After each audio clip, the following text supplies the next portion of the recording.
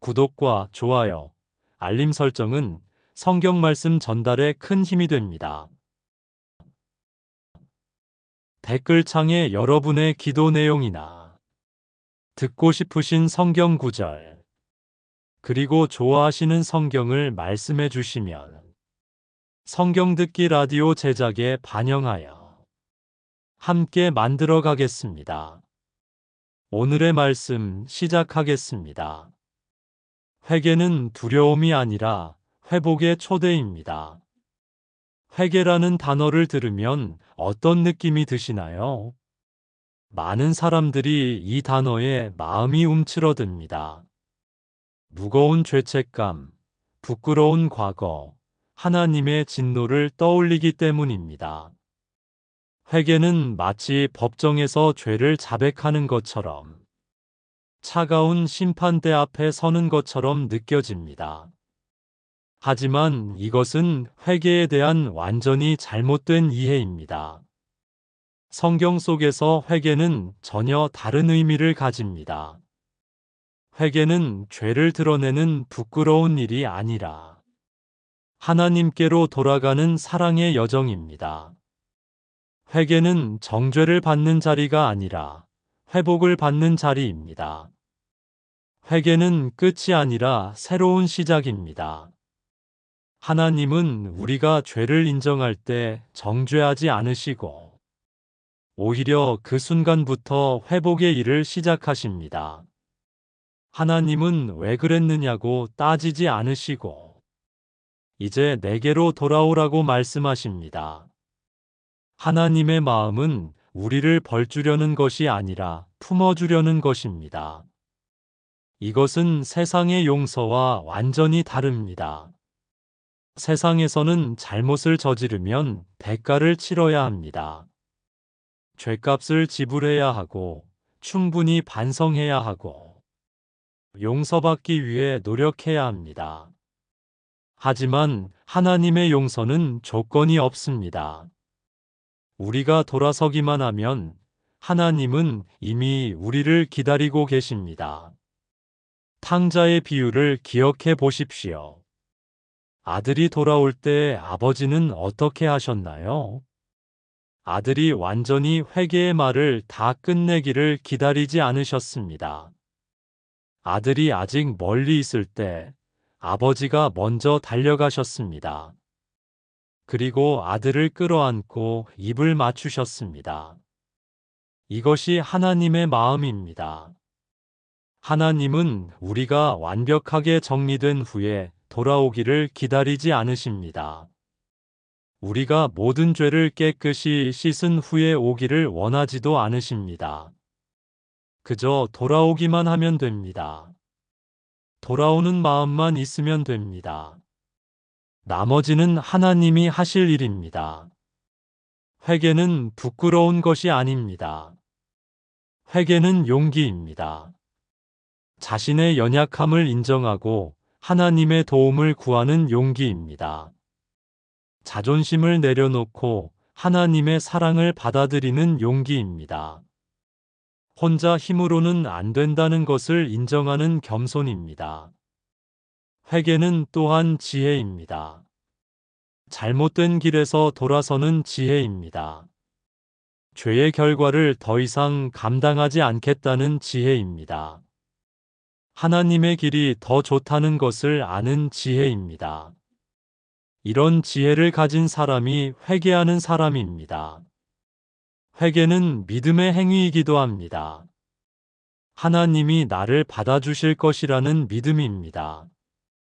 하나님이 나를 용서하실 것이라는 믿음입니다. 하나님이 나를 회복시켜 주실 것이라는 믿음입니다. 이런 믿음이 없으면 회개할 수 없습니다. 많은 사람들이 회개를 어려워하는 이유는 하나님을 잘못 알고 있기 때문입니다. 하나님을 엄격한 재판관으로만 생각하기 때문입니다. 하지만 하나님은 사랑의 아버지이십니다. 우리의 약점을 아시고, 우리의 한계를 이해하시고, 우리의 실수를 용납하시는 아버지입니다. 하나님은 우리가 죄를 지을 때도 사랑을 거두지 않으십니다. 오히려 더 간절히 우리가 돌아오기를 기다리십니다. 마치 아픈 자녀를 걱정하는 부모의 마음처럼 하나님은 우리를 걱정하시고 돌보십니다. 회개는 과정입니다. 한 번에 모든 것이 완벽하게 해결되지 않을 수도 있습니다. 다시 실수할 수도 있고 또다시 넘어질 수도 있습니다. 하지만 그때마다 하나님은 우리를 다시 일으켜 세우십니다. 회개는 일회성 사건이 아니라 하나님과 함께 걸어가는 삶의 방식입니다. 진정한 회개는 눈물의 양으로 측정되지 않습니다. 얼마나 많이 울었느냐가 중요한 것이 아닙니다. 진정한 회개는 마음의 방향 전환입니다. 하나님에게서 멀어지는 방향에서 하나님께로 가까이 가는 방향으로 돌아서는 것입니다. 오늘 우리는 회개할 때 반드시 붙들어야 할 5가지 말씀을 함께 묵상하려고 합니다. 이 말씀들은 회개의 참된 의미를 알려주고 하나님의 마음을 보여주며 우리에게 소망을 줍니다. 이 말씀들을 통해 회개가 두려움이 아니라 기쁨이 되기를 바랍니다. 첫 번째는 깨달음의 회개입니다. 하나님께서 우리의 마음을 새롭게 하시는 것입니다. 두 번째는 용서의 회개입니다. 죄책감을 내려놓고 하나님의 평안을 받는 것입니다. 세 번째는 돌이킴의 회개입니다. 삶의 방향을 하나님께로 돌리는 것입니다. 네 번째는 회복의 회개입니다. 무너진 것들을 다시 세우는 것입니다. 다섯 번째는 믿음의 회개입니다. 하나님의 품으로 돌아가는 것입니다. 이 5가지 회개를 통해 우리는 하나님의 놀라운 사랑을 경험하게 될 것입니다. 회개가 끝이 아니라 시작이라는 것을 깨닫게 될 것입니다. 하나님께서 우리를 얼마나 사랑하시는지 알게 될 것입니다. 회개는 하나님께로 다시 걸어가는 사랑의 여정입니다. 부끄러워할 일이 아니라 감사할 일입니다.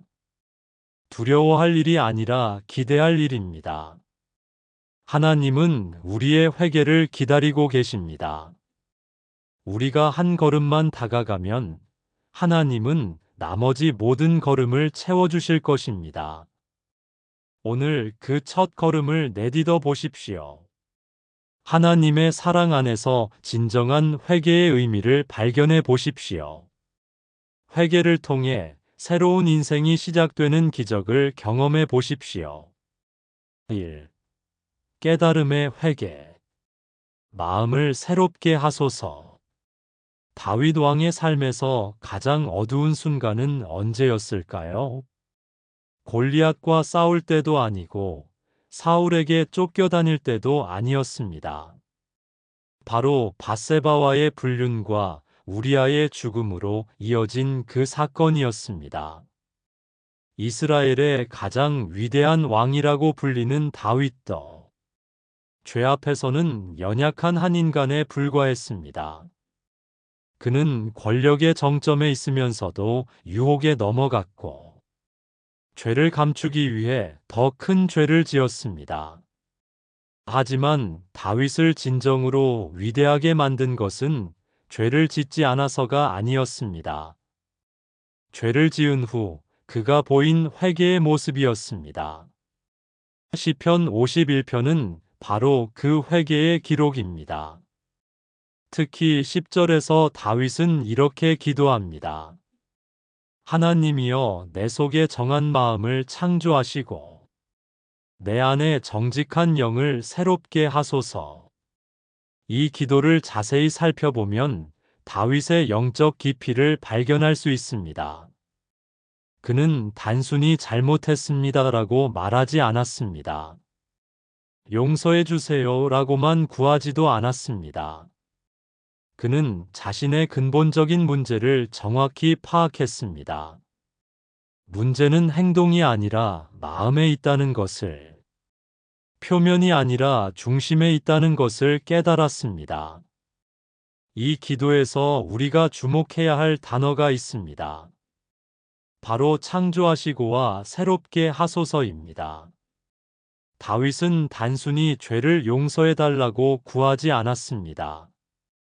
그는 자신의 마음 자체를 새롭게 만들어 달라고 간구했습니다. 이것이 바로 깨달음의 회개입니다. 문제의 근원을 정확히 보고 근본적인 해결책을 구하는 것입니다. 깨달음의 회개는 단순한 후회와는 차원이 다릅니다. 후회는 과거 지향적입니다. 왜 그랬을까? 그때 그러지 말았어야 했는데 다시 돌아갈 수만 있다면이라고 과거를 돌이켜보는 것입니다.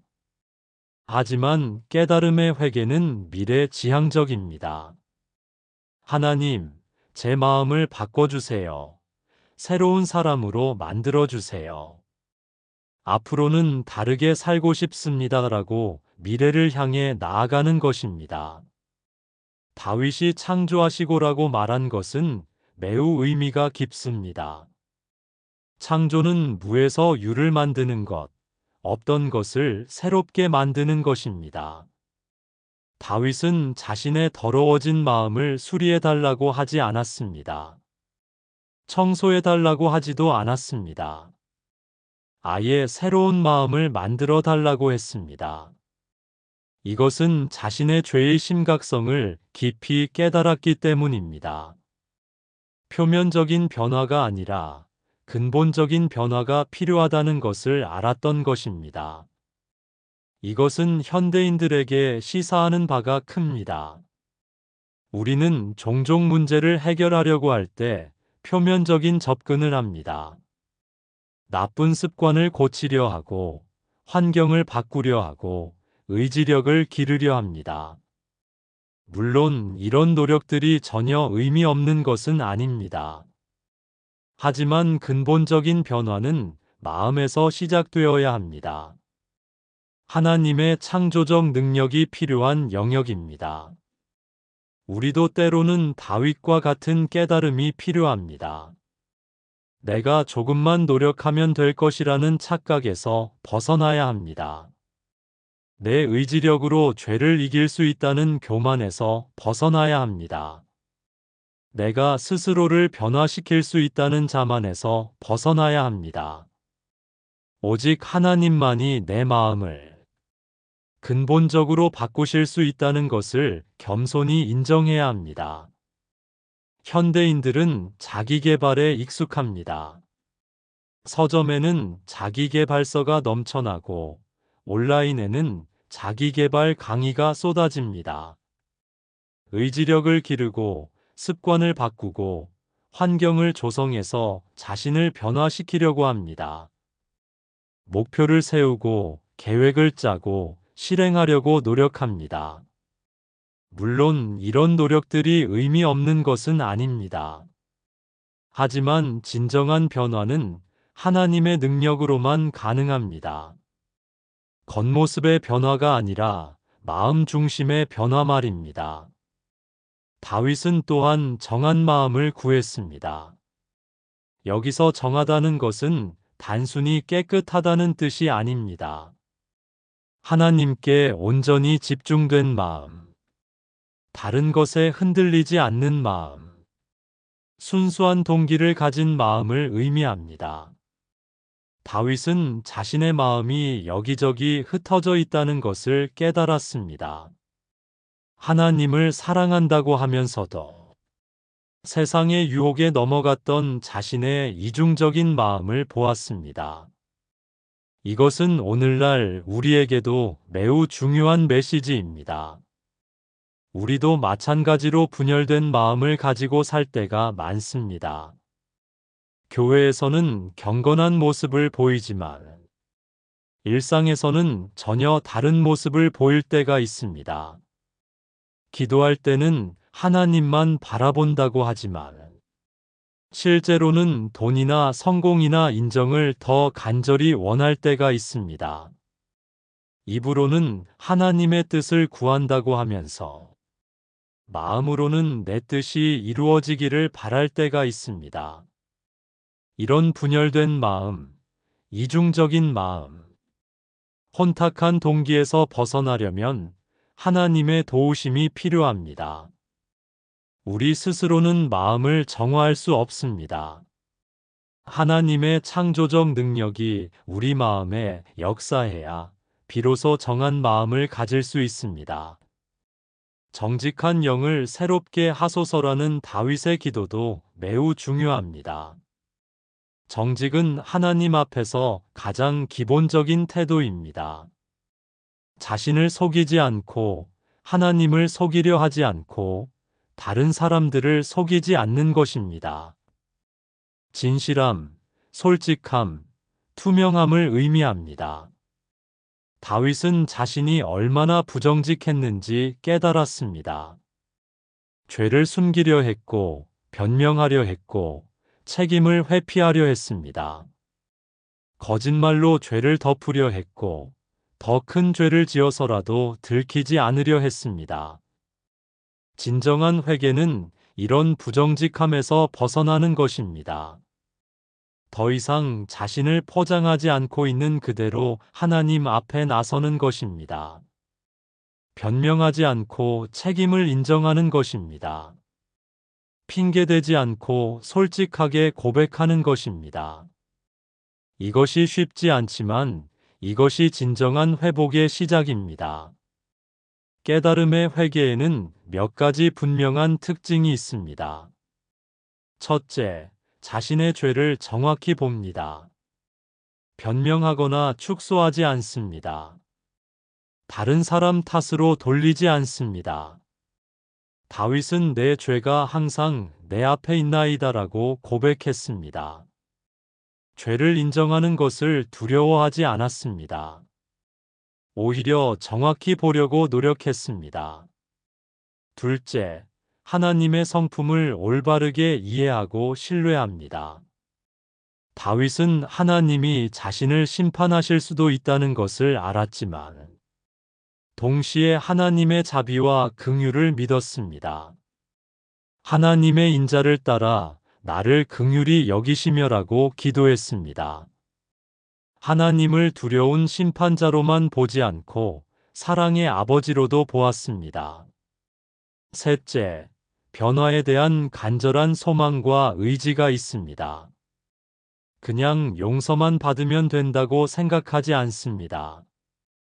벌만 피하면 된다고 생각하지 않습니다. 근본적인 변화를 원합니다. 다시는 같은 실수를 반복하지 않기 위해 새로운 마음을 간구합니다.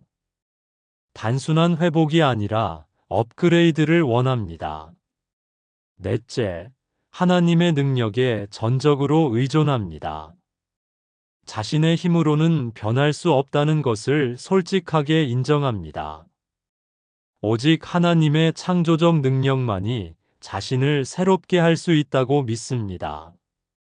인간의 노력의 한계를 인정하고 하나님의 초자연적 개입을 구합니다. 이런 깨달음의 회개를 경험하려면 어떻게 해야 할까요? 먼저 정직하게 자신을 돌아봐야 합니다. 내가 어떤 죄를 짓고 있는지, 어떤 부분에서 하나님의 뜻과 어긋나고 있는지, 어떤 영역에서 거짓된 삶을 살고 있는지 솔직하게 살펴봐야 합니다. 이것이 고통스럽더라도 피하지 말아야 합니다. 진실을 외면하면 치유도 없습니다. 다음으로 하나님의 말씀 앞에 자신을 정직하게 비춰봐야 합니다.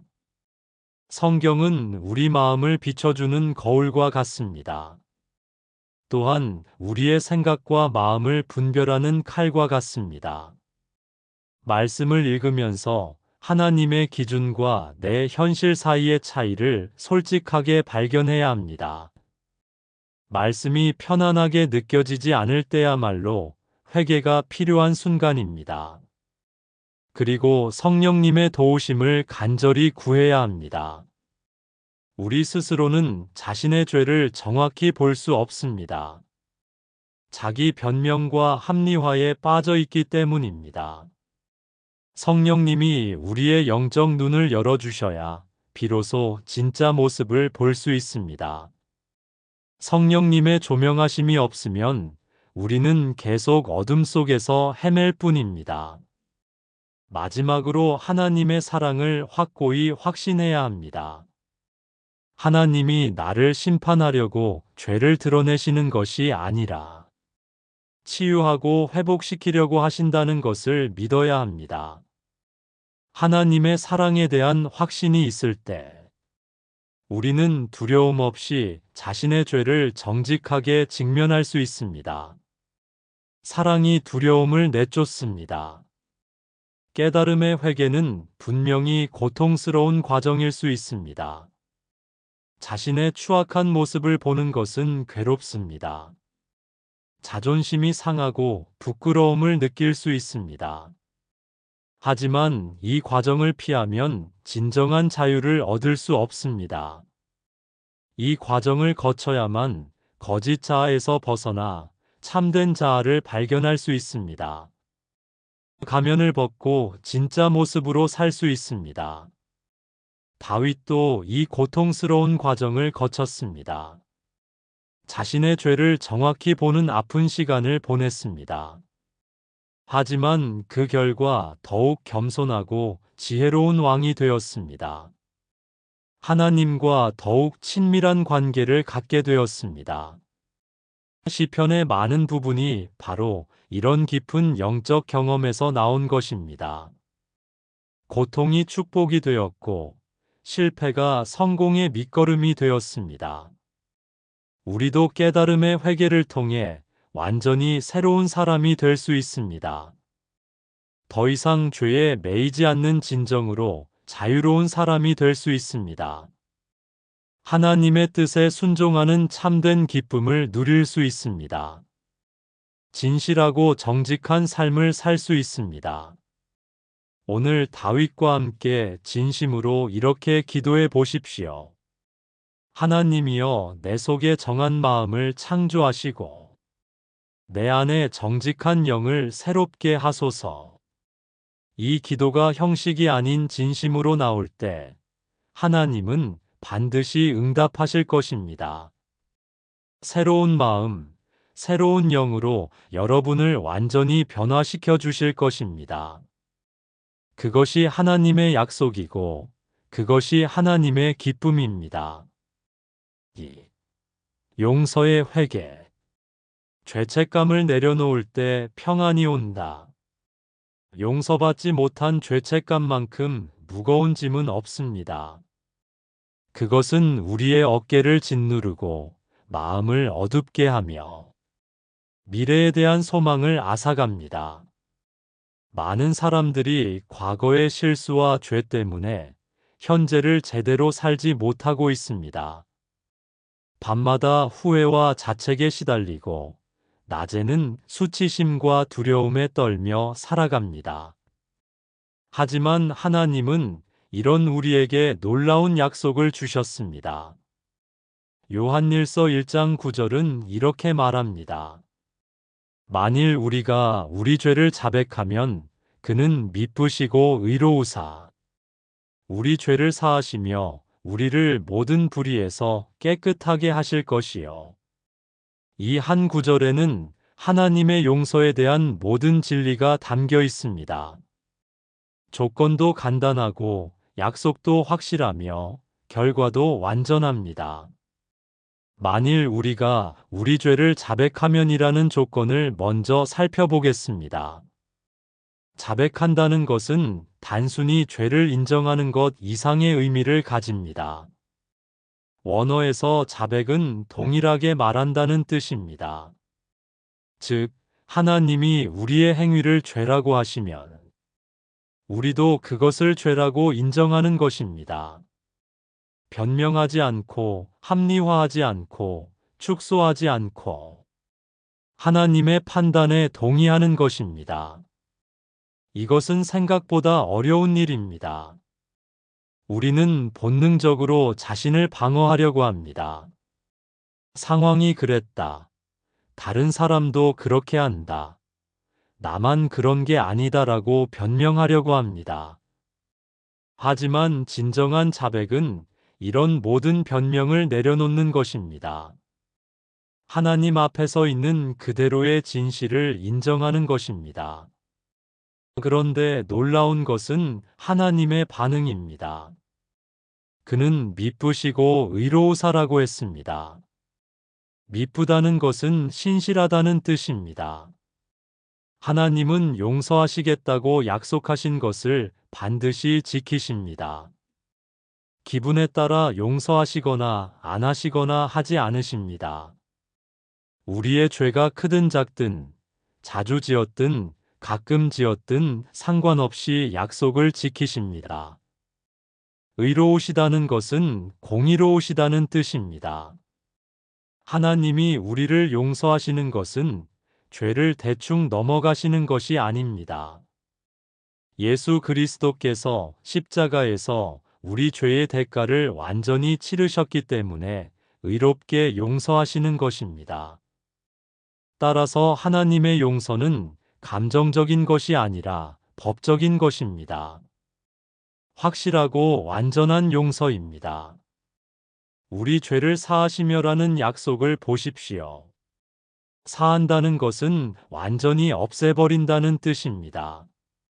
잊어버린다는 뜻입니다. 더 이상 기억하지 않는다는 뜻입니다. 하나님은 우리 죄를 동쪽에서 서쪽만큼 멀리 옮기신다고 하셨습니다. 바다 깊은 곳에 던져버린다고 하셨습니다. 등 뒤로 던져버린다고 하셨습니다.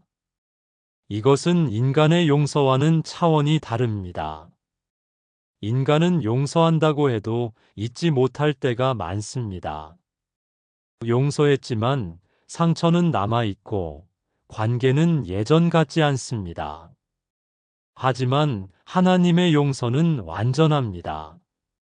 죄를 완전히 제거하시고 관계를 완전히 회복시키십니다.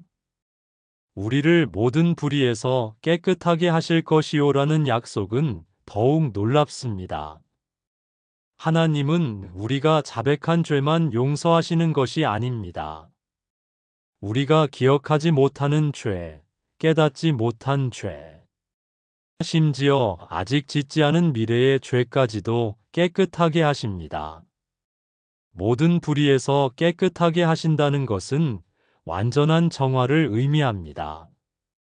그런데 많은 사람들이 이 놀라운 약속을 믿지 못합니다.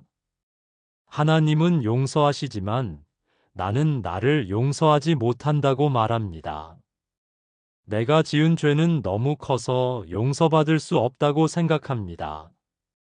나는 같은 죄를 너무 많이 반복해서 이제는 용서받을 자격이 없다고 여깁니다. 하지만 이런 생각들은 모두 거짓말입니다. 사탄이 우리에게 속삭이는 거짓말입니다. 하나님의 용서는 우리의 감정이나 판단에 근거하지 않습니다. 하나님의 약속에 근거합니다. 우리가 용서받을 자격이 있어서 용서받는 것이 아닙니다. 하나님의 사랑과 은혜 때문에 용서받는 것입니다. 예수님이 십자가에서 다 이루었다고 하신 말씀을 기억하십시오. 우리의 구원과 용서를 위한 모든 일이 완성되었다는 뜻입니다. 더 이상 우리가 할 일은 없습니다. 그저 믿고 받아들이기만 하면 됩니다. 용서는 우리의 노력으로 얻는 것이 아니라 하나님의 선물로 받는 것입니다. 그렇다면 왜 많은 사람들이 여전히 죄책감에 시달릴까요? 첫째, 하나님의 사랑을 온전히 이해하지 못하기 때문입니다. 하나님을 엄격한 재판관으로만 생각하고 사랑의 아버지로 보지 못합니다. 하나님의 마음을 오해하고 있습니다. 둘째, 자신의 감정을 하나님의 진리보다 더 신뢰하기 때문입니다. 감정은 거짓말을 할 수 있습니다. 죄책감이 느껴진다고 해서 정말로 용서받지 못한 것은 아닙니다. 감정보다는 하나님의 말씀을 믿어야 합니다. 셋째, 완벽주의 때문입니다. 자신이 완벽하지 못하다는 것을 받아들이지 못합니다. 실수할 수 있는 인간이라는 것을 인정하지 못합니다. 하지만 하나님은 우리가 완벽하지 못하다는 것을 아시고 그럼에도 불구하고 사랑하십니다. 넷째, 과거에 매여 있기 때문입니다. 과거의 실수가 미래를 결정한다고 생각합니다. 하지만 하나님 안에서는 과거가 미래를 제한하지 않습니다. 매일 새로운 시작이 가능합니다. 용서의 회개를 경험하려면 어떻게 해야 할까요? 먼저 하나님의 성품을 올바르게 이해해야 합니다. 하나님은 우리를 정죄하기 위해 죄를 드러내시는 것이 아닙니다. 치유하고 회복시키기 위해서입니다. 하나님의 마음은 사랑으로 가득합니다. 다음으로 하나님의 약속을 굳게 믿어야 합니다. 우리의 감정이나 생각이 아니라 하나님의 말씀에 근거해야 합니다. 요한일서 1장 9절을 암송하고 매일 고백하십시오. 이 약속이 내 것이라고 믿으십시오. 그리고 예수님의 십자가를 묵상해야 합니다. 우리의 죄가 얼마나 크든지 예수님의 사랑이 더 큽니다. 우리의 죄악이 얼마나 깊든지 예수님의 보혈이 더 깊습니다. 십자가는 하나님의 용서가 얼마나 확실한지 보여주는 증거입니다. 또한 다른 사람을 용서하는 연습을 해야 합니다. 우리가 다른 사람을 용서할 때 하나님의 용서를 더 깊이 체험할 수 있습니다. 용서는 주는 것보다 받는 것이 더 어려울 때가 있습니다. 하지만 용서를 경험해 본 사람만이 용서의 능력을 알 수 있습니다. 마지막으로 감사하는 마음을 가져야 합니다. 용서받았다는 것은 세상에서 가장 큰 축복입니다. 이 은혜에 감사하는 마음이 죄책감을 몰아냅니다. 감사는 어둠을 몰아내는 빛과 같습니다. 용서의 회개를 경험한 사람들의 공통점이 있습니다. 그들은 평안합니다. 더 이상 과거에 매이지 않습니다. 미래에 대한 소망이 있습니다. 다른 사람들에게도 관대해집니다. 하나님께 감사하는 마음이 넘칩니다. 베드로가 그런 사람이었습니다. 그는 예수님을 3번 부인한 큰 죄를 지었습니다. 그 죄책감은 그를 괴롭혔을 것입니다. 하지만 부활하신 예수님을 만난 후 그는 완전히 달라졌습니다. 용서를 확신했기 때문입니다. 그리고 그 확신이 그를 담대한 사도로 변화시켰습니다. 바울도 마찬가지였습니다. 그는 교회를 핍박한 큰 죄를 지었습니다. 스데반의 죽음에 동참했고 수많은 그리스도인들을 고문했습니다. 하지만 다메섹 도상에서 예수님을 만난 후 그는 용서를 확신했습니다.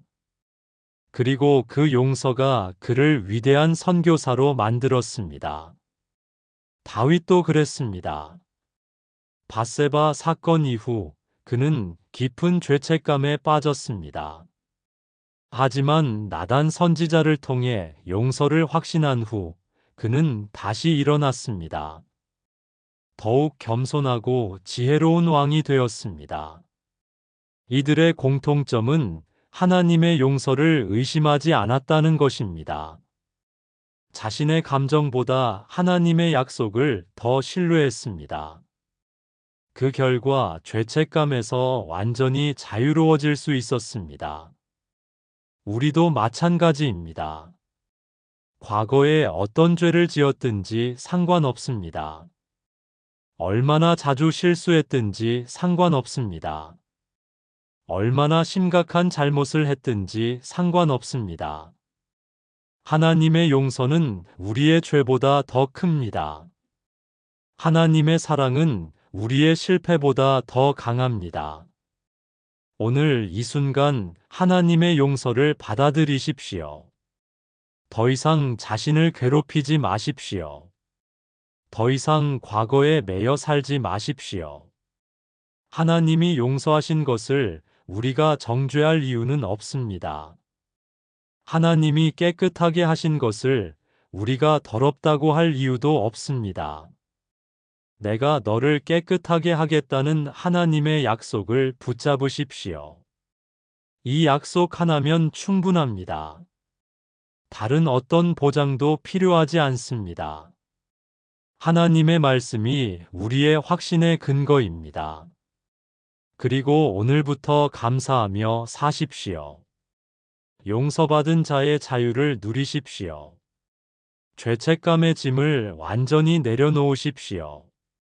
하나님이 주시는 평안을 마음껏 누리십시오. 그것이 용서받은 자가 사는 방법입니다. 3. 돌이킴의 회개. 삶의 방향을 다시 하나님께로. 회개는 눈물로 끝나지 않습니다. 아무리 간절히 울고 아무리 깊이 후회해도 그것만으로는 진정한 회개가 아닙니다. 진정한 회개는 눈물 뒤에 오는 변화된 발걸음에서 시작됩니다. 삶의 방향을 완전히 바꾸는 결단에서 완성됩니다. 이것을 성경은 돌이킴이라고 표현합니다. 사도행전 3장 19절에서 베드로는 이렇게 선포합니다. 그러므로 너희가 회개하고 돌이켜 너희 죄 없이 함을 받으라. 이같이 하면 새롭게 되는 날이 주 앞으로부터 이를 것이요. 여기서 베드로는 회개와 돌이킴을 분명히 구분해서 말합니다. 회개는 마음의 변화이고 돌이킴은 행동의 변화입니다. 둘 다 있어야 완전한 회개가 됩니다. 돌이킨다는 단어의 원래 의미는 방향을 바꾸는 것입니다. 지금까지 가던 길을 멈추고 반대 방향으로 가는 것입니다. 180도 완전히 돌아서는 것입니다. 이것은 단순한 개선이 아닙니다. 부분적인 수정이 아닙니다. 근본적이고 전면적인 방향 전환입니다. 우리가 죄를 지을 때는 하나님에게서 멀어지는 방향으로 걸어가는 것입니다. 하나님의 뜻과 반대되는 길을 선택하는 것입니다. 하나님의 마음을 아프게 하는 행동을 하는 것입니다.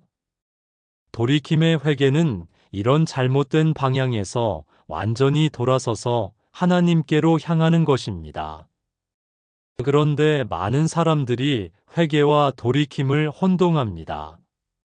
눈물을 흘리고 죄송하다고 말하면 회개했다고 생각합니다. 하지만 그 후에도 똑같은 죄를 반복하고 똑같은 잘못을 계속합니다.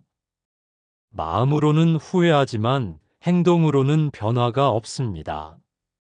이것은 진정한 회개가 아닙니다. 진정한 돌이킴은 구체적인 행동의 변화로 나타납니다.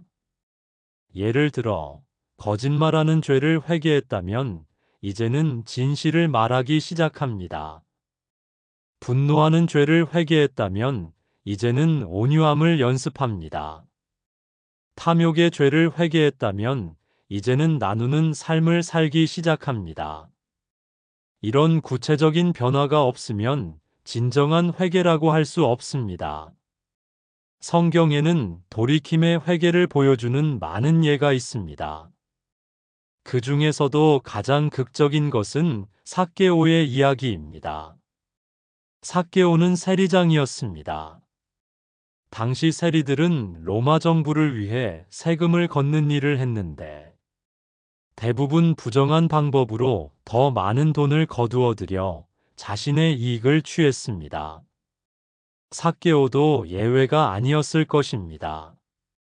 그런데 예수님을 만난 후 삭개오는 완전히 달라졌습니다. 그는 즉시 말했습니다. 주여 보시옵소서, 내 소유의 절반을 가난한 자들에게 주겠사오며 만일 누구의 것을 속여 빼앗은 일이 있으면 네 배나 갚겠나이다. 이것이 바로 돌이킴의 회개입니다. 말만 하는 것이 아니라 구체적인 행동으로 보여준 것입니다. 삭개오의 회개에서 우리가 주목할 점들이 있습니다. 첫째, 즉시 행동했습니다. 내일부터 바뀌겠다. 조금씩 바뀌겠다고 하지 않았습니다. 그 자리에서 바로 결정하고 선언했습니다. 진정한 회개는 미루지 않습니다. 둘째, 과거의 잘못을 구체적으로 바로잡으려 했습니다. 네 배나 갚겠다고 했습니다. 이것은 당시 율법에서 정한 배상 기준보다도 높은 것이었습니다. 그는 최소한으로 하려 하지 않고 최대한으로 하려 했습니다. 셋째, 자발적으로 했습니다. 누가 강요한 것이 아닙니다. 예수님이 요구하신 것도 아닙니다. 그 자신이 회개의 진정성을 보여주고 싶어서 한 것입니다. 진정한 회개는 강제가 아니라 자원함에서 나옵니다. 넷째, 공개적으로 했습니다.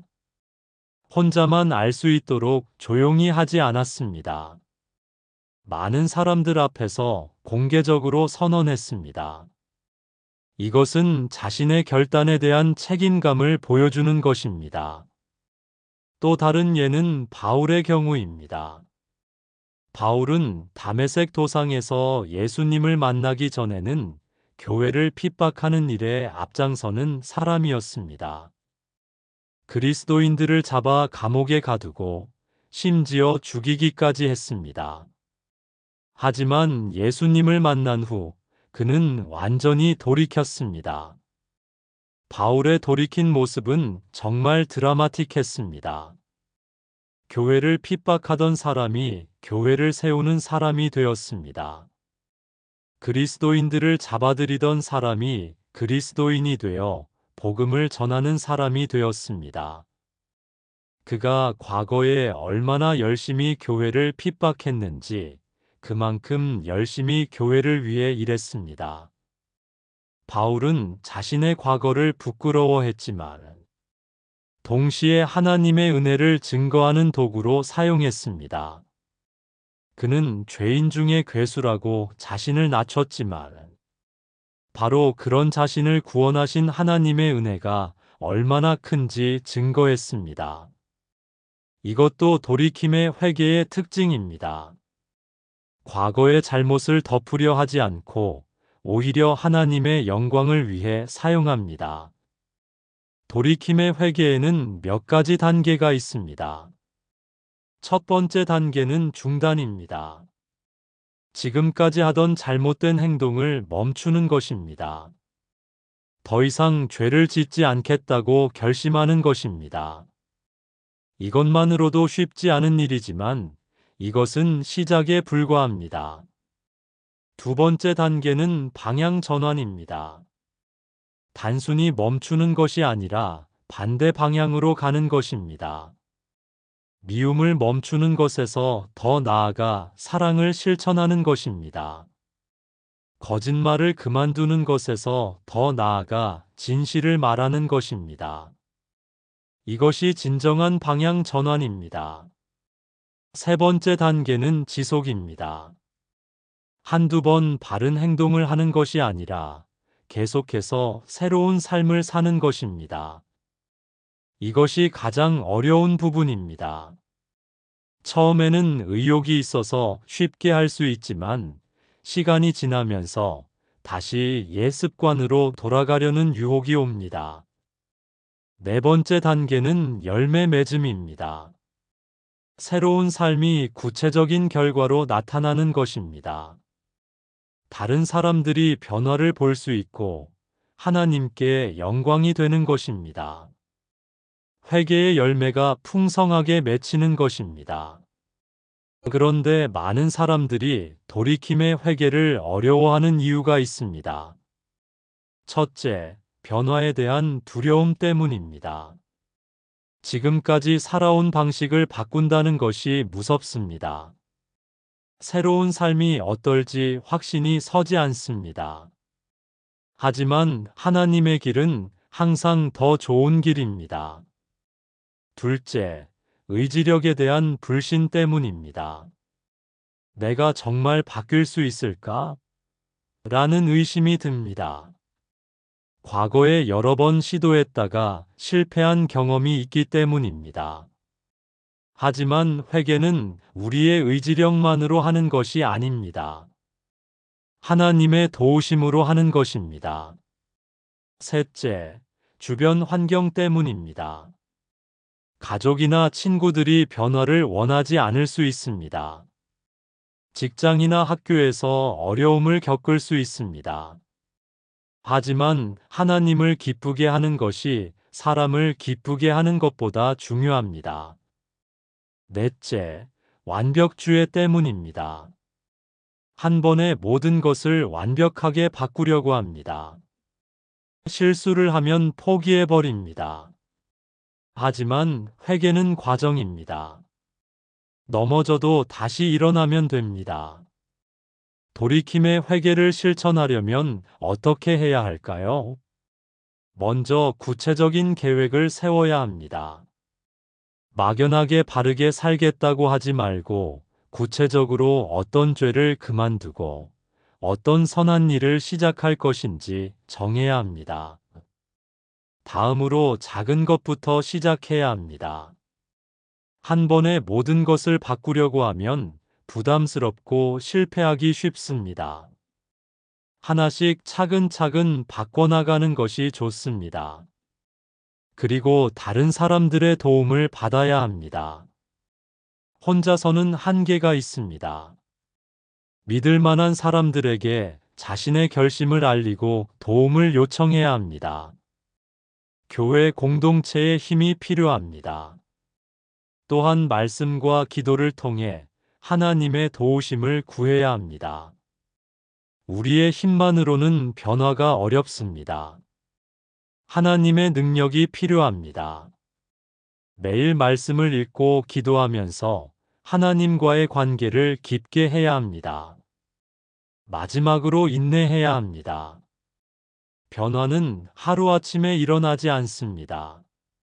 때로는 실패하고 넘어질 수도 있습니다. 하지만 포기하지 말고 계속 노력해야 합니다. 하나님은 진실한 마음으로 노력하는 사람을 도우십니다. 베드로는 새롭게 되는 날이 주 앞으로부터 이를 것이요라고 약속했습니다. 돌이킴의 회개가 있을 때 하나님께서 새로운 시대를 열어주신다는 뜻입니다. 개인적으로도 새로운 인생이 시작되고 공동체적으로도 새로운 역사가 시작됩니다. 회개의 증거는 눈물이 아니라 변화된 발걸음입니다. 후회의 깊이가 아니라 변화의 폭입니다. 지금이라도 돌아서면 늦지 않습니다. 하나님은 언제나 돌아오는 자를 기다리고 계십니다. 오늘 이 순간 여러분의 인생 방향이 하나님께로 향하도록 하십시오. 구체적인 변화를 시작하십시오. 작은 것부터라도 실천하십시오. 그럴 때 하나님께서 새로운 날들을 허락해 주실 것입니다. 모든 것이 새로워질 것입니다. 4. 회복의 회개. 무너진 곳에서 다시 일어나라. 인생에는 완전히 무너져 내리는 순간들이 있습니다. 모든 것이 파괴되고 모든 희망이 사라지고 다시는 일어설 수 없을 것 같은 절망의 순간들 말입니다. 건강이 무너지고 가정이 무너지고 사업이 무너지고 꿈이 무너집니다. 그럴 때 우리는 이제 끝이다. 다시는 예전 같을 수 없다. 너무 많이 잃어버렸다고 절망합니다. 하지만 하나님은 바로 그런 순간에 회복의 기적을 행하시는 분입니다. 요엘 2장 25절에서 하나님은 놀라운 약속을 하십니다. 내가 전에 너희에게 보낸 큰 군대 곧 메뚜기와 느치와 황충과 팥중이가 먹은 해수대로 너희에게 갚아주리니. 이 말씀은 단순히 농업에 관한 이야기가 아닙니다. 이것은 하나님의 회복 능력에 대한 선언입니다. 아무리 많이 잃어버렸어도, 아무리 철저히 파괴되었어도, 하나님은 모든 것을 회복시키실 수 있다는 약속입니다. 당시 이스라엘은 메뚜기 떼의 공격을 받아 모든 농작물이 파괴되었습니다. 메뚜기, 느치, 황충, 팥중이는 모두 농작물을 파괴하는 해충들의 이름입니다. 이들이 지나간 자리에는 아무것도 남지 않았습니다. 몇 년간의 수확이 하루아침에 사라졌습니다. 백성들은 절망에 빠졌습니다. 이제 어떻게 살아가나? 무엇을 먹고 살아가나? 하지만 하나님은 메뚜기가 먹은 해수대로 갚아주겠다고 약속하셨습니다. 여기서 갚아준다는 말은 단순히 보상한다는 뜻이 아닙니다. 완전히 회복시킨다, 배로 갚아준다는 의미입니다. 잃어버린 것보다 더 많이 주겠다는 약속입니다.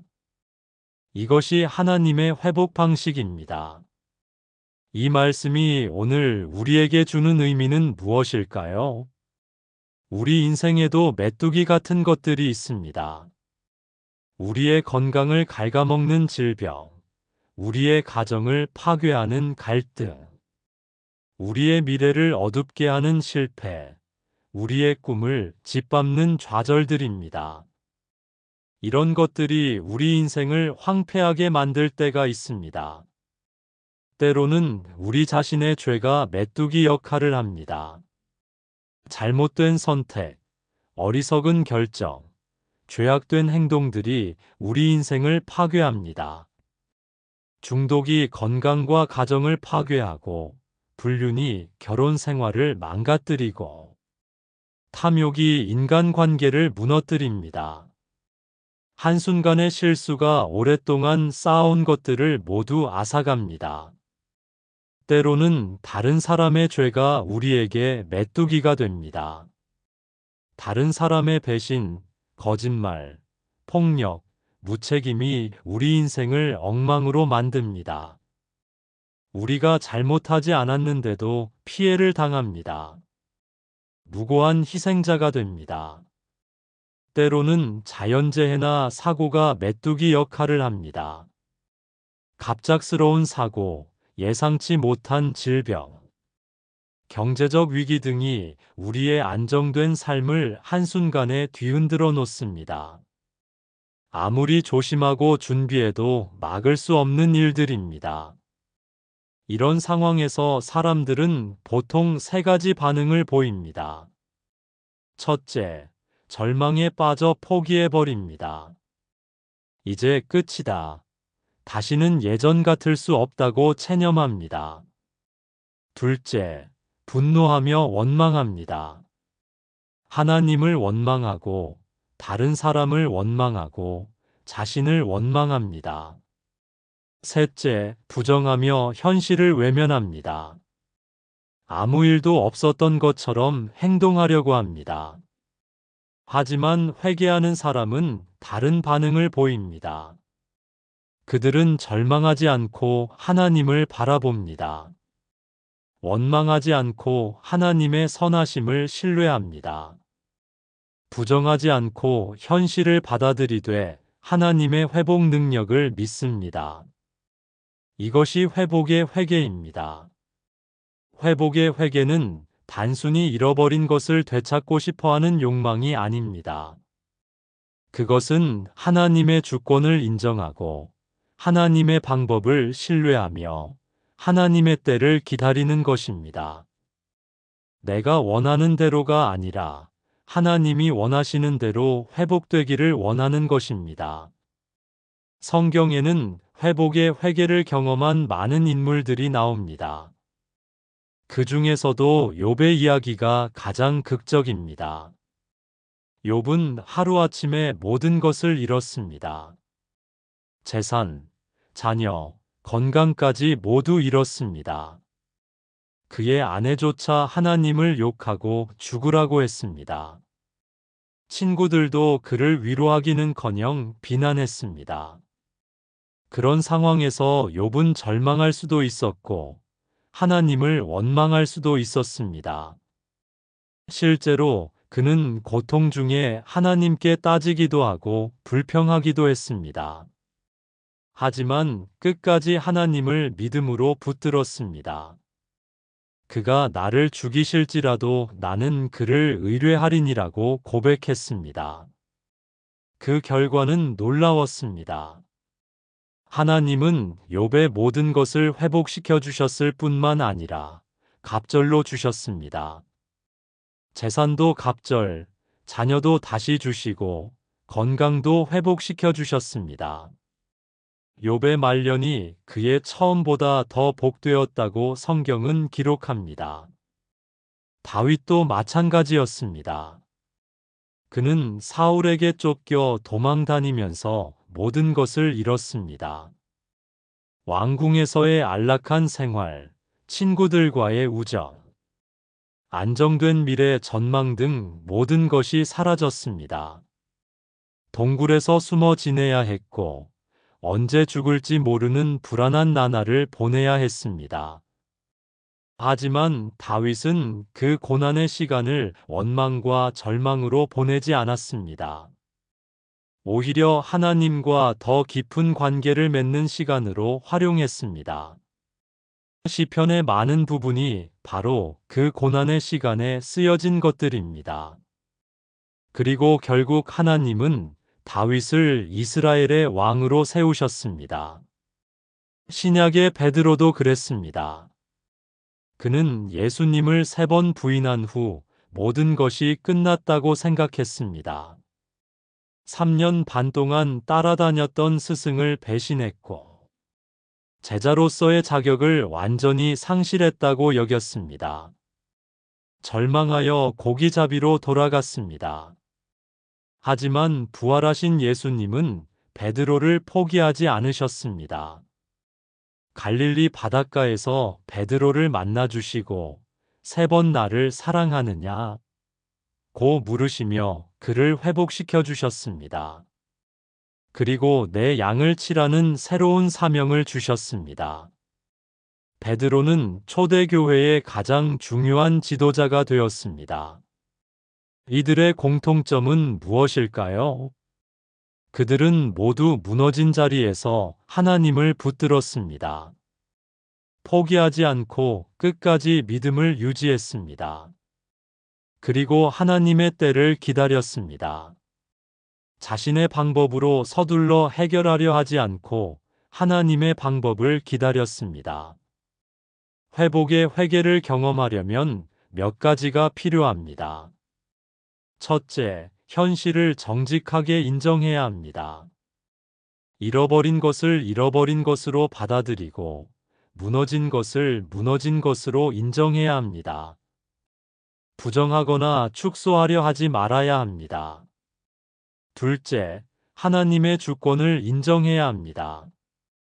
내가 통제할 수 없는 일들이 있다는 것을 받아들여야 합니다. 모든 것이 하나님의 허락 하에 일어난다는 것을 믿어야 합니다. 이것이 쉽지 않지만 이것이 회복의 시작입니다. 셋째, 하나님의 선하심을 신뢰해야 합니다. 현재 상황이 아무리 절망적이어도 하나님은 선하신 분이라는 것을 믿어야 합니다. 하나님이 나를 해치려 하시는 것이 아니라 유익하게 하시려 한다는 것을 믿어야 합니다. 넷째, 하나님의 때를 기다려야 합니다. 회복에는 시간이 필요합니다. 하나님의 시간표는 우리의 시간표와 다를 수 있습니다. 조급해하지 말고 인내하며 기다려야 합니다. 다섯째, 순종하며 협력해야 합니다. 회복이 하나님의 일이라고 해서 우리가 아무것도 하지 말라는 뜻은 아닙니다. 하나님이 주시는 지혜를 따라 우리가 할 수 있는 일들을 성실히 해야 합니다. 여섯째, 감사하는 마음을 가져야 합니다. 아직 회복되지 않았어도 회복될 것을 믿고 미리 감사해야 합니다. 또한 현재 가지고 있는 것들에 대해서도 감사해야 합니다. 하나님의 회복은 우리의 상상을 초월합니다. 단순히 원래 상태로 돌아가는 것이 아니라 더 좋은 상태로 만들어 주십니다. 욥이 경험한 것처럼 갑절의 축복을 주십니다. 잃어버린 것보다 더 많이 주십니다. 또한 하나님의 회복은 외적인 것만이 아니라 내적인 것도 포함합니다. 물질적인 것뿐만 아니라 영적인 성숙, 성품의 변화, 지혜의 증가 등도 함께 주십니다. 고난을 통해 배운 것들이 더 큰 축복이 될 수 있습니다. 그리고 하나님의 회복은 개인적인 것에서 그치지 않습니다. 우리의 회복된 삶이 다른 사람들에게도 희망이 되고 축복이 됩니다. 우리의 간증이 다른 사람들을 격려하고 위로합니다. 오늘 여러분이 어떤 상황에 있든지 상관없습니다. 아무리 많이 잃어버렸어도, 아무리 깊이 무너졌어도 하나님은 회복시키실 수 있습니다. 메뚜기가 먹은 해를 갚아주시는 하나님을 믿으시기 바랍니다. 무너진 곳에서 포기하지 마십시오. 절망하지 마십시오. 하나님을 붙들고 일어나십시오. 하나님의 때를 기다리며 순종하십시오. 반드시 회복의 날이 올 것입니다. 하나님은 우리의 눈물을 헛되이 하지 않으십니다. 무너진 곳이 다시 살아날 것입니다. 잃어버린 세월도 다시 빛날 것입니다. 5. 믿음의 회개. 은혜의 자리로 돌아오라. 회개의 모든 과정을 통틀어 가장 아름다운 순간은 하나님의 품으로 돌아가는 순간입니다. 죄를 깨닫고 용서를 받고 삶의 방향을 바꾸고 회복을 경험한 후 마지막에 이르는 곳은 바로 하나님 아버지의 품입니다. 이것이 믿음의 회개입니다. 모든 회개의 궁극적인 목적지는 하나님과의 친밀한 관계 회복입니다. 누가복음 15장에 나오는 탕자의 비유는 믿음의 회개를 가장 완벽하게 보여주는 이야기입니다. 특히 20절의 말씀은 가슴을 뭉클하게 합니다. 이에 일어나서 아버지께로 돌아가니라. 아직도 거리가 먼데 아버지가 그를 보고 측은히 여겨 달려가 목을 안고 입을 맞추니. 이 한 구절에는 하나님의 마음과 회개의 본질이 모두 담겨 있습니다. 탕자의 이야기를 자세히 살펴보면 회개의 모든 단계가 나타납니다. 먼저 아들은 아버지의 집을 떠났습니다. 유산을 미리 달라고 하여 받은 후 먼 나라로 떠났습니다. 이것은 죄의 시작을 보여줍니다. 하나님을 떠나 자기 마음대로 살려는 것이 모든 죄의 근본입니다. 그 다음 아들은 허랑방탕한 생활로 모든 재산을 탕진했습니다. 쾌락을 추구하고 방종한 삶을 살았습니다. 이것은 죄의 과정을 보여줍니다. 하나님을 떠난 삶은 결국 허무하고 파괴적인 결과로 이어집니다. 그러다가 기근이 들어 심한 궁핍을 겪게 되었습니다. 돼지를 치는 일까지 하게 되었고, 돼지가 먹는 쥐염 열매로라도 배를 채우고 싶었지만 아무도 주지 않았습니다. 이것은 죄의 결과를 보여줍니다. 죄는 결국 영적 기근과 절망을 가져옵니다. 그때 아들은 정신을 차렸습니다. 내가 아버지의 집 품꾼 중에 양식이 풍족한 자가 얼마나 많은고 나는 여기서 줄여 죽는구나. 이것이 회개의 시작입니다. 자신의 상태를 정확히 보고 아버지의 집의 좋음을 기억하는 것입니다. 그리고 그는 결심했습니다. 내가 일어나 아버지께 가서 이르기를 아버지 내가 하늘과 아버지께 죄를 지었사오니 지금부터는 아버지의 아들이라. 일컬음을 감당하지 못하겠나이다. 나를 품꾼의 하나로 보소서. 이것은 회개의 내용입니다. 자신의 죄를 인정하고 겸손히 용서를 구하는 것입니다. 여기서 주목할 점은 아들이 품꾼의 하나로 보소서라고 한 것입니다. 그는 다시 아들의 자격을 요구하지 않았습니다. 그저 집에 있을 수 있기만 해도 감사하겠다는 마음이었습니다. 이것이 진정한 회개의 자세입니다. 권리를 주장하지 않고 은혜만을 구하는 것입니다. 그런데 가장 감동적인 부분은 아버지의 반응입니다. 아직도 거리가 먼데 아버지가 그를 보고 측은히 여겨 달려가 목을 안고 입을 맞추니 아들이 완전히 집에 도착하기도 전에 아들이 준비한 말을 다 하기도 전에 아버지가 먼저 달려갔습니다. 이것이 하나님의 마음입니다. 우리가 회개하기를 기다리고 계십니다. 우리가 돌아오기를 간절히 바라고 계십니다. 우리가 한 걸음 다가가면 하나님은 10걸음 달려오십니다. 우리가 집을 향해 걸어오는 것만 보셔도 기뻐하십니다. 측은히 여겨라는 표현도 의미가 깊습니다. 이것은 단순한 동정이 아닙니다. 깊은 사랑에서 우러나는 긍휼입니다. 아버지는 아들의 초라한 모습을 보고 가슴이 미어졌을 것입니다. 하지만 그 마음은 실망이나 분노가 아니라 안타까움과 사랑이었습니다.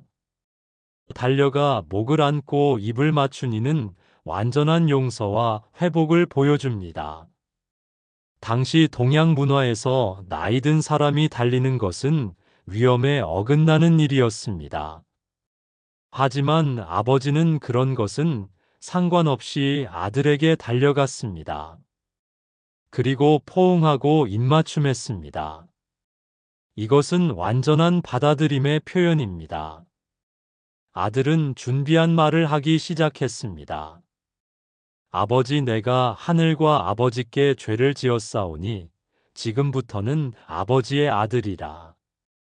일컬음을 감당하지 못하겠나이다. 하지만 나를 품꾼의 하나로 보소서라는 말은 하지 못했습니다. 왜냐하면 아버지가 이미 그를 완전한 아들로 받아들였기 때문입니다. 아버지는 즉시 종들에게 명령했습니다. 제일 좋은 옷을 내어다가 입히고 손에 가락지를 끼우고 발에 신을 신기라. 그리고 살진 송아지를 끌어다가 잡으라. 우리가 먹고 즐기자. 이것은 완전한 신분 회복을 의미합니다. 좋은 옷은 존귀함을, 가락지는 권위를, 신발은 자유민의 신분을 나타냅니다. 그리고 아버지는 말했습니다. 이내 아들은 죽었다가 다시 살아났으며 내가 잃었다가 다시 얻었노라.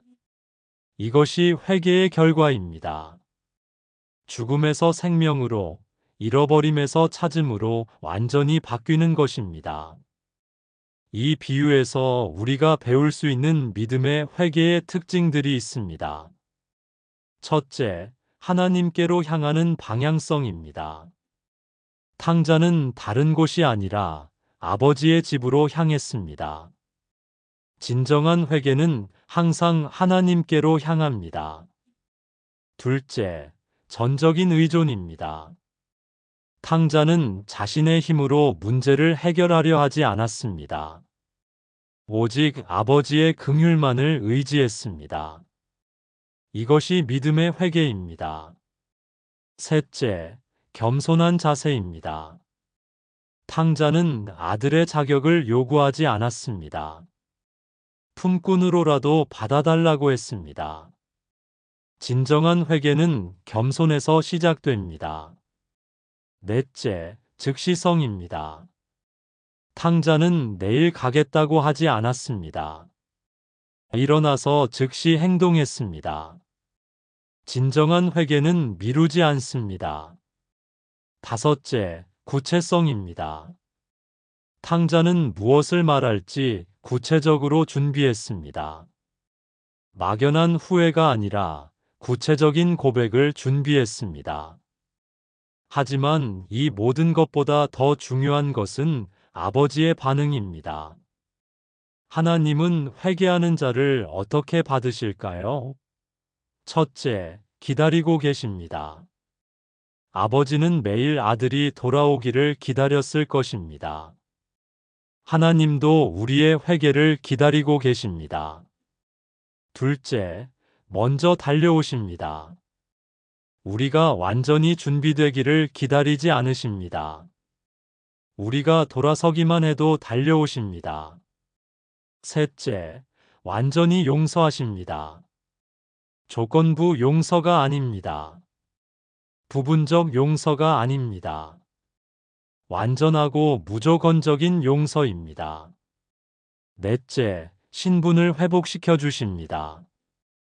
단순히 용서만 하는 것이 아니라 자녀의 신분을 완전히 회복시켜 주십니다. 다섯째, 기뻐하며 축하하십니다. 회개하는 자를 부담스러워하지 않으시고 기뻐하십니다. 천국에서 잔치를 벌이신다고 하셨습니다. 이것이 우리가 경험할 수 있는 믿음의 회개입니다. 하나님은 우리를 이런 사랑으로 받아주십니다. 우리의 과거가 어떠했든, 우리의 죄가 얼마나 컸든 상관없습니다. 진심으로 돌아오는 자를 하나님은 언제나 환영하십니다. 믿음의 회개를 경험하기 위해서는 몇 가지가 필요합니다. 첫째, 하나님의 사랑을 확신해야 합니다. 하나님이 나를 미워하신다고 생각하면 돌아갈 수 없습니다. 하나님이 나를 사랑하신다는 것을 믿어야 합니다. 둘째, 하나님의 용서를 믿어야 합니다. 내 죄가 너무 커서 용서받을 수 없다고 생각하면 회개할 수 없습니다. 하나님의 용서는 모든 죄보다 크다는 것을 믿어야 합니다. 셋째, 자격을 포기해야 합니다. 내가 무엇인가 자격이 있어서 돌아가는 것이 아닙니다. 오직 하나님의 은혜로만 가능합니다.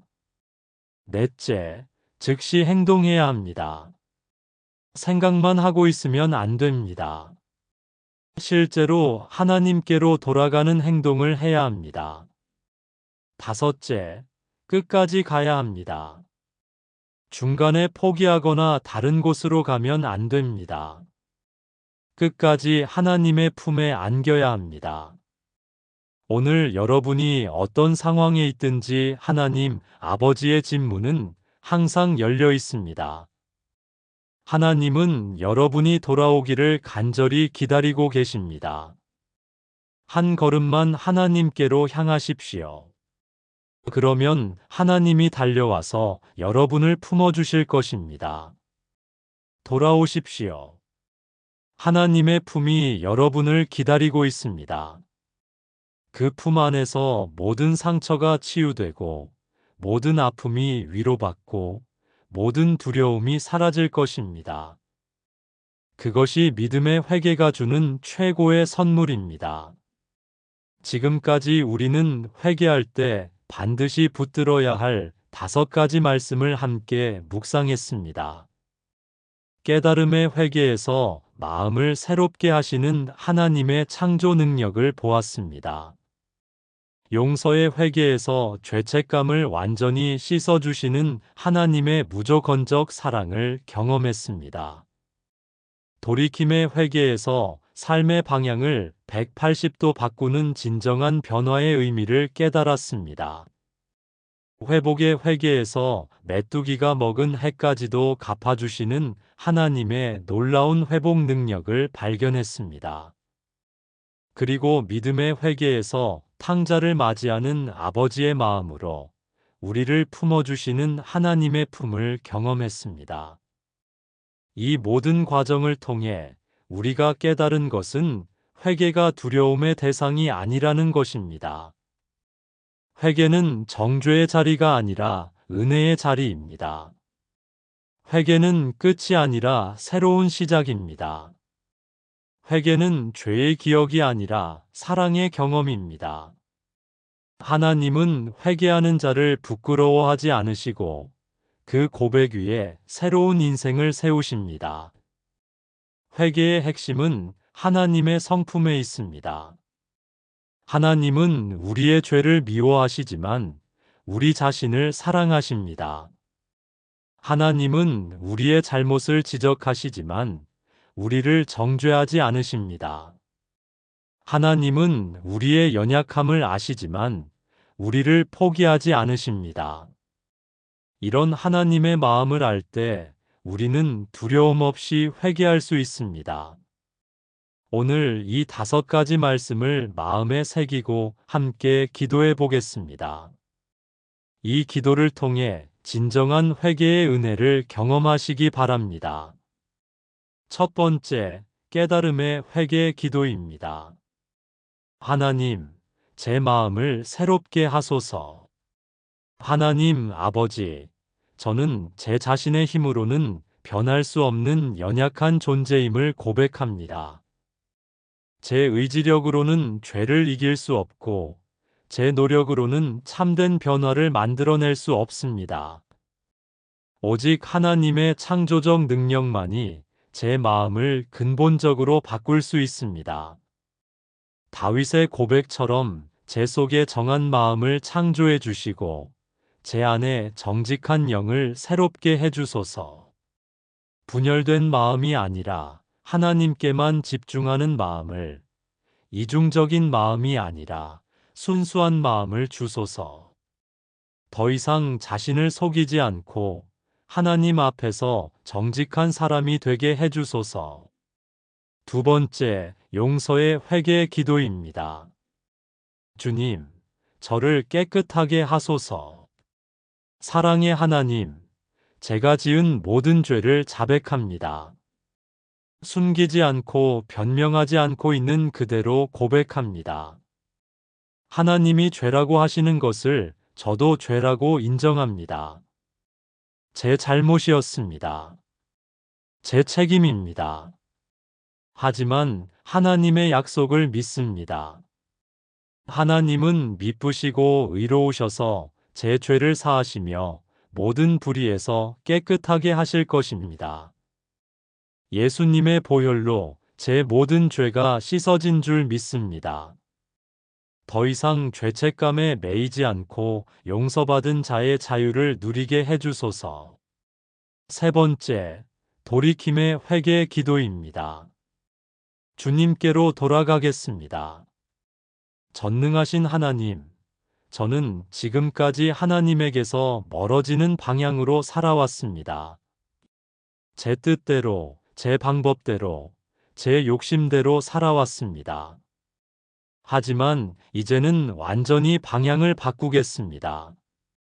180도 돌이켜 하나님께로 향하겠습니다. 말로만이 아니라 행동으로 보여드리겠습니다. 구체적인 변화를 통해 제 회개의 진정성을 나타내겠습니다. 과거의 잘못된 습관들을 버리고 새로운 삶의 패턴을 만들어 가겠습니다.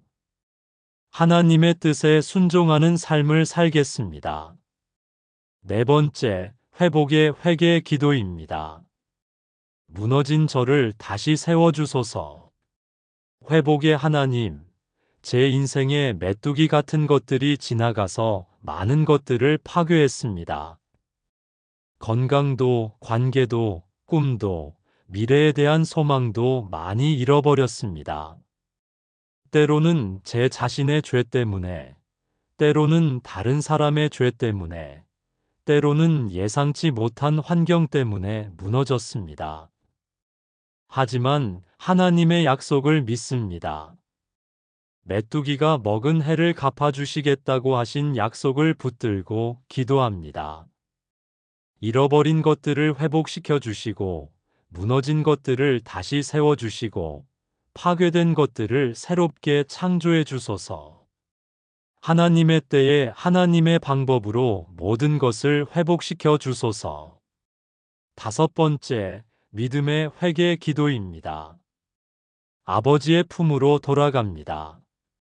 사랑의 아버지 하나님, 탕자가 아버지의 집으로 돌아갔듯이 저도 하나님의 품으로 돌아갑니다.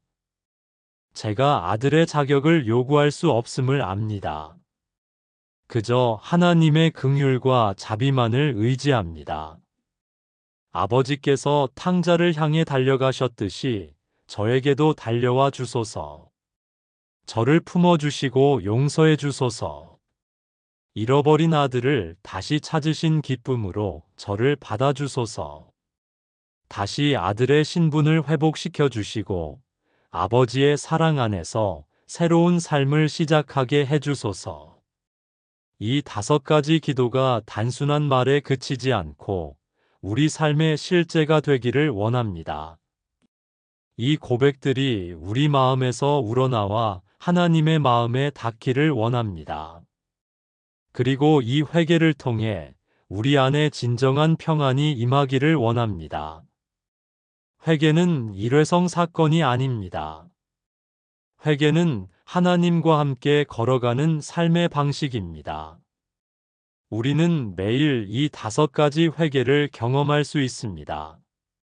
매일 마음을 새롭게 받고, 매일 용서를 확신하고, 매일 하나님께로 돌이키고, 매일 회복을 경험하고, 매일 하나님의 품에 안길 수 있습니다. 그리고 우리가 경험한 이 회개의 은혜를 다른 사람들과도 나누기를 원합니다. 우리처럼 죄책감에 시달리는 사람들에게 하나님의 용서를 전해주고, 절망하는 사람들에게 하나님의 회복 능력을 증거하고, 방황하는 사람들에게 하나님의 품을 소개해 주기를 원합니다. 회개의 은혜를 받은 사람은 은혜를 전하는 사람이 됩니다. 용서받은 사람은 용서하는 사람이 됩니다. 회복된 사람은 다른 사람을 회복시키는 사람이 됩니다. 하나님의 사랑을 경험한 사람은 그 사랑을 나누는 사람이 됩니다. 오늘 이 말씀들을 들으신 모든 분들에게 하나님의 놀라운 회개의 은혜가 임하기를 축복합니다. 깨달음의 은혜로 새로운 마음을 받으시고, 용서의 은혜로 죄책감에서 자유로워지시고, 돌이킴의 은혜로 새로운 방향의 삶을 시작하시고, 회복의 은혜로 모든 것이 새로워지시고, 믿음의 은혜로 하나님의 품에 안기시기를 축복합니다. 하나님은 지금도 우리에게 말씀하고 계십니다. 돌아오라. 내가 너를 기다렸다. 이 초청에 응답하시기 바랍니다. 두려워하지 마시고 담대히 하나님께로 나아가시기 바랍니다. 그 길 끝에는 용서와 평안과 새로운 시작이 기다리고 있습니다. 마지막으로 함께 고백합시다. 하나님, 저희는 돌아갑니다. 아버지의 품으로 돌아갑니다. 저희를 받아주소서. 저희를 용서해 주소서. 저희에게 새로운 인생을 허락해 주소서. 이 모든 말씀, 우리 주 예수 그리스도의 이름으로 기도드립니다. 아멘. 오늘 말씀은 여기까지입니다. 시간이 허락할 때마다 우리 모두 주님의 은혜에 감사하며 기도하고 축복받는 하루가 되었으면 좋겠습니다. 감사합니다. 댓글창에 여러분의 기도 내용이나 듣고 싶으신 성경 구절, 그리고 좋아하시는 성경을 말씀해 주시면 성경 듣기 라디오 제작에 반영하여 함께 만들어 가겠습니다. 구독과 좋아요, 알림 설정은 성경 말씀 전달에 큰 힘이 됩니다.